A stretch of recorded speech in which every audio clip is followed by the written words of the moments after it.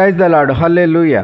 ప్రతి ఉదయం వేకువనే లేచి దేవుని వాగ్దానములు వింటున్న మీ అందరికీ నా హృదయపూర్వక వందనములు తెలియజేయుచున్నాను. ఈ దినమునకు ఏర్పాటు చేయబడిన వాక్య భాగము పరిశుద్ధ గ్రంథము నుండి రోమీయులకు రాసిన పత్రిక 1వ అధ్యాయము 18వ వచనం. దుర్నీతి చేత సత్యమును అడ్డగించు మనుషుల యొక్క సమస్త భక్తిహీనత మీదను దుర్నీతి మీదను దేవుని కోపము పరలోకము నుండి బయలుపరచబడుచున్నది. ఆమెన్. హల్లెలూయా. అపోస్తలుడైన పౌలు గారు రోమాలో ఉన్న దేవుని ప్రియులందరికీ అనగా పరిశుద్ధులుగా ఉండుటకు పిలువబడిన మనకందరికీ శుభమని చెప్పి వ్రాసిన పత్రిక. నీతి న్యాయములు జరిగించకుండా సత్యమును పలకకుండా అడ్డగించు మనుష్యుల మీద దేవుని కోపము రగులుచున్నది. దేవుడు పరలోకము నుండి అన్నీ గమనిస్తూ ఉన్నారు. దేవుడు వేచియున్నారు.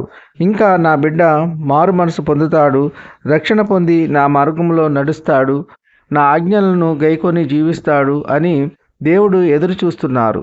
దేవుని కోపము మనపై చూపకముందే మారు మనసు కలిగి రక్షణ పొంది దేవుని చిత్తానుసారంగా జీవిద్దాం.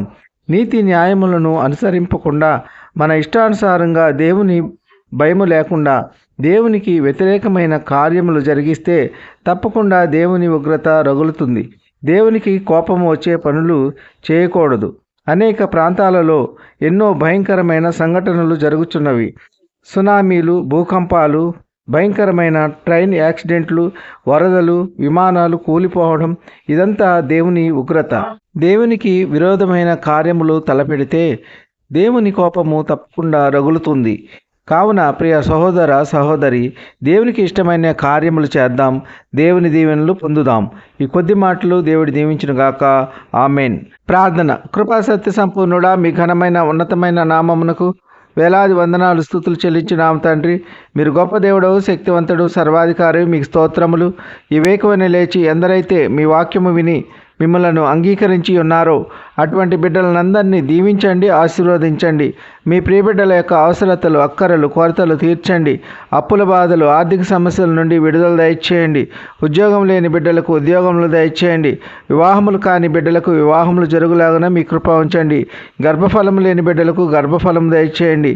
గర్భిణీ స్త్రీలకు సుఖమైన ప్రసవ దినాలు దయచేయండి. తల్లి బిడ్డ క్షేమంగా ఉండలాగున మీ కృప ఉంచండి. కుటుంబ కలహాల నుండి విడుదల దయచేయండి. ఒకరినొకరు అర్థం చేసుకొని శాంతి సమాధానంగా జీవించే కృప దయచేయండి. ఉద్యోగస్తులను, వ్యాపారస్తులను, కూలి పని వారిని కాపాడండి. వారు చేస్తున్న పనుల్లో, రాకపోకల్లో కాపాడండి. కార్లు, బస్సులు, విమానాలు, ఓడలు, రైళ్లు, మోటారు వాహనాల్లో ప్రయాణించే ప్రయాణికులను వారి వారి గమ్యస్థానములు క్షేమంగా చేరుకునేలాగున మీ కృప ఉంచండి.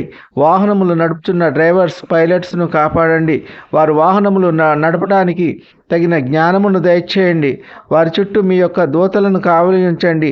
దిక్కులేని వారిని, దీనులను, అనాథులను కాపాడండి. వారికి కావలసిన ఆర్థిక వనరులు దయచేయండి. సొంత గృహము లేని వారికి సొంత గృహము దయచేయండి. సొంత వాహనము లేని బిడ్డలకు సొంత వాహనములు దయచేయండి.